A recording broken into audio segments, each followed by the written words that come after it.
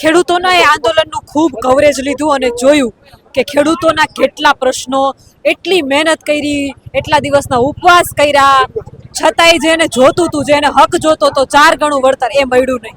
2 ગણું વળતર આપી દેવામાં આવ્યું, પણ હજુય ખેડૂતો અડગ છે. હવે યુવાનો પણ અડગ થયા છે. દિલ્હીના એ દ્રશ્યો જોયા કે જે અંદરથી કાળજું કંપાવી દેતા હતા. એ લાઠીચાર્જ, એ માથા ફોડી દેવામાં આવ્યા, બાળકો ગુલાબ આપતા હતા, સામેથી લાઠીઓ પડતી. રાજકોટના યુવાનો અને રાજકોટની જનતા મારી સાથે છે, આપણે એમને સીધું પૂછીએ અત્યારે દેશની શું સ્થિતિ છે. નમસ્કાર. દેશની જે હાલત છે, મને પોતાની જાતે ભારતીય કરતા શરમ આવી રહી છે. છેલ્લા 25 મહિનાથી હું જોઈ રહ્યો છું કે આ દેશને હું ભારતીય છું, તે જે વસ્તુ પર મને ગર્વ થતો હતો તેને બદલે મને શરમ આવી રહી છે. લાઠીચાર્જ, ટીયર ગેસ, બોમ્બ, શું આ બધા આતંકવાદી છે? આ લોકો ન્યાય માટે લડી રહ્યા છે. માત્ર ને માત્ર તેઓ એક જ વસ્તુ માગી રહ્યા છે, શિક્ષણ મંત્રીનું રાજીનામું. તો તેમાં શું ખોટું છે? જે વ્યક્તિ જે હોદ્દો નથી સાચી શકતા તેને આ લોકો માટે ન્યાય માગી રહ્યા છે, તો તે શા માટે નથી કરી રહ્યા? બસ મારો એક જ પ્રશ્ન છે તમારા માધ્યમથી કે પ્રધાનમંત્રીશ્રીને, કે જેઓ ગ્લોબલી નામ કમાઈ ચૂક્યા છે, જેવું કહેવામાં આવે છે, તો શા માટે તેઓ નિર્ણય લેવામાં મક્કમ નથી? તેમને કોનો ડર છે? આજે એમનું આટલું મોટું કેબિનેટ છે, આટલી મોટી પાર્ટી છે, તો એક નિર્ણય પોતે નથી લઈ શકતા. ક્યાંક ને ક્યાંક આ બહુ કમજોર કડી છે. દેશ ખોટી દિશામાં જઈ રહ્યો છે અને આ બાબતે સરકારશ્રીએ ખરેખર એક તાત્કાલિક પગલાં લેવા પડશે. અન્યથા દેશનું જે ભવિષ્ય, આજે જેનઝી યુવાનો છે, જો તે લોકો પોતાના ઓરિજિનલ પોતાના તત્વો પર આવી જશે તો ખરેખર સરકારને ઊભું રહેવું તો ઠીક, પોતાની બેસવાની જગ્યાએ બેસવું રહેવું પણ મુશ્કેલ પડી જશે. એટલું બધું થયા પછી પીએમ નું સ્ટેટમેન્ટ આવે છે. ક્યાંક ને ક્યાંક આદરણીય પ્રધાનમંત્રી દબાઈ ગયેલા છે અને જોવા જઈએ તો તેઓએ આંદોલનની અંદર પોતાના અમુક તોફાની તત્વો, જે આપણે જોઈ શકો છો, વોટ્સઅપ યુનિવર્સિટીના વિદ્યાર્થીઓ જેને કહી શકાય, જેને રાજકારણનું, દેશના ભવિષ્યનું કોઈ જ જ્ઞાન નથી, માત્ર ને માત્ર ભાજપ વાળે મોકલી દીધા છે કે જાઓ અને આંદોલનને બગાડો. તેવા તત્વોને તમે જોઈ શકો છો. આવા વેચાયેલા તત્વો અહીં આવી અને આંદોલનને કમજોર પાડવા માંગે છે. પણ તમારા માધ્યમ થકી એક વાત કહી દઉં, હું મયુર શાહ, એક વાત તમને કહી દઉં કે દેશનો યુવાન હવે જાગી ગયો છે. સાચા ખોટા, સારા ખરાબ અને કામનું નકામું, આ બધા વચ્ચેનો ફરક તેઓને ખબર પડી ગઈ છે. અત્યાર સુધી 10-11 વર્ષ જે કંઈ ચાલ્યું, પણ હવે તમે જોઈ શકો છો અને મારો પડકાર તમે ઝીલી લ્યો. આ દેશ હવે પરિવર્તન તરફ જઈ રહ્યો છે. આ તો માત્ર પ્રારંભ છે, આ અંત નથી. અને દેશના યુવાનોને કહેવા માંગીશ, હું ભડકાવતો નથી, એક જ વસ્તુ કહીશ, સાચા માટે જરૂર લડજો, અમે સૌ તમારી સાથે છીએ. અને બસ અમે એક જ વસ્તુ તમને કહી છીએ કે તમે તમારી લડાઈ ચાલુ રાખજો, પીછેહટ નહીં કરતા. આ જ મારું કહેવાનું છે તમને. બીજું કે રાહુલ ગાંધી અને પ્રિયંકા ગાંધી જે છે તે અત્યારે જે છે આવાસ, પીએમ આવાસ પાસે એ પણ ધરણા ઉપર, ક્યાંક ને ક્યાંક આંદોલન ઉપર બેસી ગયા છે કે પીએમ નું રાજીનામું, બિલકુલ અમિત શાહનું રાજીનામું અને યુવાનોની માફી. તેઓ એટલા માટે બેઠા છે, હું મારો એક તમને વ્યવહારિક મંતવ્ય આપું કે તેઓ જોવે છે કે દેશના યુવાનો પર લાઠીચાર્જ થાય છે. તો આ લાઠીચાર્જ આતંકવાદી પર શા માટે નથી થતો? ડ્રગ્સના વેપારી પર શા માટે નથી થતો? શા માટે તેમને છાવરવામાં આવે છે? કેટલા ગુનેગાર, રાજકોટ જેવો આજે રંગીલું રાજકોટ છે, એનો રંગ તો ઉડી ગયો છે. ડ્રગ્સ માગો ડ્રગ્સ મળે છે, દારૂ માગો દારૂ મળે છે, તોફાની તત્વો માગો ગલી ગલીએ છે, ગોરખ ધંધા જેને કહેવાય કે 100 મીટરના અંતરે છે. તો શા માટે અહીંયા પ્રશાસનને એમની તાકાત બતાવવા માટે નથી કહેતા? આ એજ્યુકેટેડ વિદ્યાર્થીઓ જેઓ પોતાનું કેરિયર બગાડ્યું, નીટની જ્યારે બીજી વાર એક્ઝામ લેવી પડે, આજે હું તમને કહું છું બેન કે 10મા કે 12માની પણ એક્ઝામ જ્યારે બીજી વાર આપવી પડે ને, તો પણ તમને જે નિરાશા થઈ જાય. પરીક્ષા પતવી એક વેપારીમાં, એક વિદ્યાર્થી માટે એક ઉત્સાહ હોય, તે ઉત્સાહ ભાંગી કેટલા વિદ્યાર્થીઓ વેકેશનમાં જતા રહ્યા હતા, પરંતુ તેઓ રીનીટ કરાવી કેટલા વિદ્યાર્થીઓ સુસાઇડ કર્યું. તો શું એમને મા બાપનો કોઈ ગુનો હતો? તે વિદ્યાર્થીઓ ક્યાં આતંકવાદી હતા? તો આજે વસ્તુથી અન્યાય થયો છે. આ વિદ્યાર્થીઓની જે માંગણી છે માત્ર એક જ છે, તેઓ આદરણીય પ્રધાનમંત્રીજીને રાજીનામાનું નથી કહી રહ્યા, તેઓ માત્ર ને માત્ર શિક્ષણ મંત્રીનું રાજીનામું માગી રહ્યા છે. તો મારા હિસાબે તેઓ જરાય ખોટા નથી. આ બાબતે હું તમારા માધ્યમથી કહેવા માંગીશ, આદરણીય પ્રધાનમંત્રીજીને કહેવા માંગીશ કે તમે દરેક આખા વર્લ્ડમાં જાઓ છો અને ત્યાંના સર્વોચ્ચ નાગરિકનું સન્માન લઈને આવો છો, તો તમે તો ભાઈ સાહેબ તમારા ઘરના છોકરા ઘંટી ચાટે છે અને પાડોશી આટો દે છે. તો મારા હિસાબે આ વસ્તુ ખોટી છે. બે મોટા ભાઈઓ, આપણે તો ગુજરાત અને ભારત એને મોટા ભાઈ તરીકે સંબોધે છે, એનું નામ જ મોટા ભાઈ પાડી દીધું. બિલકુલ છે. તો હવે બે મોટા ભાઈ જ્યારે દિલ્હીમાંથી આ રીતે નિર્ણય લેતા હોય અને એ જ દિલ્હી રાજધાની આપણા જ અહીંયાથી મોકલેલા ચૂંટેલા છે એ બંને, બિલકુલ. તો આપણે ગુજરાતીઓ તરીકે એને કઈ રીતે જોવે છે?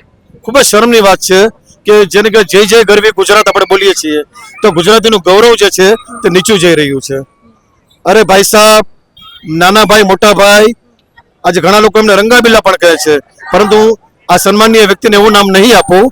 તેઓને માત્ર એક જ વિનંતી કરીશ કે તમે ગુજરાતનું નામ ખરાબ ન થાય તેવું વર્તન કરો અને લોકોને ન્યાય અપાવો. અને અડધી કલાક પહેલા જે બહેનો દીકરીઓને જે રીતે અહીં જેલમાં લઈ જવામાં આવ્યા, ધરપકડ થઈ, તો આજે પ્રશાસન એમ કહે છે કે અમે મંજૂરી ન આપી શકીએ. તો જ્યારે ભારતીય જનતા પાર્ટીને પોતાના તાઇફા કરવા હોય તો ઊભી મંજૂરી શા માટે મળી જાય છે? આજે નાની નાની વાતમાં આજે હમણાંના જે વર્તમાનના જે પ્રમુખ છે, શહેર પ્રમુખ, તેમની પહેલાના જે 22 મહિના પ્રમુખ રહી ચૂક્યા, તેમણે કંઈક ગરબીના નામે 4 કલાકમાં મંજૂરી લીધી હતી. તો આ વિદ્યાર્થીઓને 4 દિવસથી શા માટે રખડવામાં આવે છે? તેનો મને જવાબ જોઈએ છે કે આ વિદ્યાર્થીઓ અંતે કોના ગુનેગાર છે? તેઓ વિવેકપૂર્વક સર કહીને મંજૂરી માગે છે. હું નથી માનતો કે એક પણ વિદ્યાર્થી ધમાલ કરી પોલીસ સ્ટેશનમાં. બધા વિનયપૂર્વક અને એજ્યુકેટ તરીકે સર કહીને મંજૂરી માગી હશે તો તેઓને તો મારા હિસાબે પ્રોટેસ્ટનો મંજૂરી મળવી જોઈએ. જો આ લોકોને તમે મંજૂરી નહીં આપો તો દેશનું ભવિષ્ય અંધકારમાં છે. કોઈ પણ સોલાર લાઇટ કે એલઈડી લાઇટ દેશમાં અજવાળું નહીં કરી શકે. આ શબ્દ તમે મારા લખી લ્યો. અને હું રાજકીય વ્યક્તિ તરીકે નથી બોલી રહ્યો. આજે મેં જે રીતે સોશિયલ મીડિયામાં જોયું, ખરેખર કાળજું કાપી ઉઠ્યું કે જે મારી બહેનો દીકરીઓને જે રીતે લઈ જવામાં આવી તે ખરેખર દુઃખદ છે. આ વસ્તુ નહોતી થવી જોઈતી. અને રાજકોટ જેવું આજે આ વિડીયો તમારા બધા બહેનો દીકરીઓને પકડી ધરપકડ કરી કાટલા પકડીને જે બસમાં નાખવામાં આવ્યા, આ વસ્તુ તો ગ્લોબલી પહોંચશે. હવે સોશિયલ મીડિયા ક્યાં નાનું છે? અડધી કલાકમાં તો અમેરિકા પહોંચાશે, સ્વિટ્ઝરલેન્ડ પહોંચાશે. તો રંગીલા રાજકોટનું નાક કપાશે, રંગીલા રાજકોટનો રંગ ઉડી ગયો કહી શકાય છે. અને સાથોસાથ જે ભારત દેશ ઉપર આપણને ગર્વ છે, આપણે કે મેરા ભારત મહાન નહીં, મેરા ભારત અન્યાય થઈ ચૂક્યો છે, એમ કે વિદ્યાર્થીઓની પણ કદર નથી રહી. તો હવે તો હું તો કહું કે આમાં તો મને એવું લાગે છે લોકો ભણવા ગણવાની બદલે આડાવડા ધંધા કરશે. એ જ થવાનું છે હવે તો. બીજું કે આજે રાહુલ ગાંધી અને પ્રિયંકા ગાંધીને આમાં ઉતરતા જોયા પછી હવે એવું લાગે છે કે મને એવું લાગે છે આ પરિવર્તનની શરૂઆત થઈ ગઈ છે. વળતા દિવસો હવે મને દેખાઈ રહ્યા, મને એવું લાગે છે. કારણ કે દિલ્હીના જે સ્થિતિ આપણે જોઈ રહ્યા છીએ, શું લાગે છે આ દિલ્હીમાંથી જવા જોઈતો એ ભારતના ખૂણે ખૂણે પહોંચી જવાનો છે? અને શું હવે પરિવર્તન આવી રહ્યું છે? શું લાગે છે તમને? સૌ પ્રથમ તો બેન તમને ચોખવટ કરું કે આ અવાજ માત્ર દિલ્હીથી નથી ઉઠ્યો.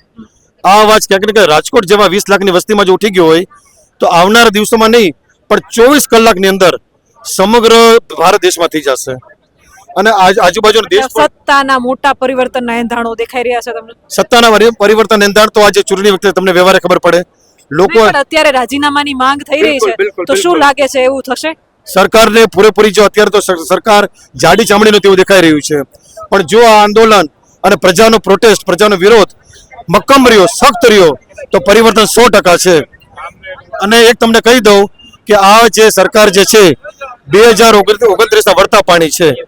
1000% તમારા માધ્યમથી તમારે રેકોર્ડ કરી લ્યો, તમે કાયદેસર લખી પણ લ્યો, દરેક વિદ્યાર્થી પણ લખી લ્યો કે આ સરકારને 2029માં સરકારમાં રિપીટ થવામાં જેને કહેવાય નાકે દમ આવી જશે. અને પરિવર્તન છે. હું રાજકીય વ્યક્તિ તરીકે નથી કહી રહ્યો, પરંતુ એક રાજકોટ નાગરિક તરીકે કહી રહ્યો છું, ભારતના નાગરિક તરીકે કહી રહ્યો છું કે પરિવર્તન આપણા આંગણે જ છે. કારણ કે આ વિદ્યાર્થી સાથે અન્યાય થયો છે. તો આજે જોવા જઈએ તો 140 કરોડ ભારતીય સાથે અન્યાય થયો છે. જેની ધરપકડ થાય છે, જેને લાઠી મારવામાં આવે છે, જેના પર ટીયર ગેસ છૂટે છે, જેના પર કાયદેસર હુમલા થાય છે પ્રશાસન દ્વારા. આજે આર્મી બોલાવી પડે છે. અરે શરમની વાત છે. અરે આર્મીના માણસો, તમે બોર્ડર ઉપર જાઓ, CISF, RPF, તમે આ બોર્ડર ઉપર જાઓ તો સારા લાગશો. તમે દેશના નાગરિકને મારો છો. ખૂબ જ શરમજનક અને નિંદનીય વસ્તુ છે આ. ખાસ કરીને રંગીલા રાજકોટમાં જે આજે બનાવ બન્યો તે કાયદેસર કાળજું કંપાવી નાખે તેવું છે. અને હવે જે હું કહું છું કે આવતીકાલથી લોકો ગૂગલમાં સર્ચ કરશે રંગીલો રાજકોટ તો ક્યાંક ને ક્યાંક રાજકોટનું નામ તો નહીં જ આવે. આ રંગીલો રાજકોટ નથી રહ્યું, આ દુઃખદ રાજકોટ થઈ ગયું છે. એટલે આજની ઘટના ફરીવાર ન થાય તેવી મારી પ્રશાસનની પણ વિનંતી છે, સરકારશ્રીની પણ વિનંતી છે કે ગાંધી ચિંધ્યા માર્ગે આંદોલન ચાલશે. જો તમે કરવા દેશો તો આ દેશનો નાગરિક આંદોલન કરશે, વિરોધ કરશે અને શિક્ષણ મંત્રી રાજીનામું લેશે. જો નહીં કરવા દો તો આવનાર દિવસોમાં સરકારને ખરેખર ભોગવવું પડશે. શાંતિપૂર્વક આંદોલનની માંગ થઈ રહી છે, આના વિશે તમારું શું કેવું છે? તમારા મંતવ્ય કમેન્ટ કરીને જરૂરથી જણાવજો. કેમેરામેન રાજ પરમાર સાથે હું પત્રકાર કાજલ સુ. આપ જોઈ રહ્યા હતા ગુજરાતનો અવાજ રાજકોટના બહુમાળી ભવન ખાતેથી.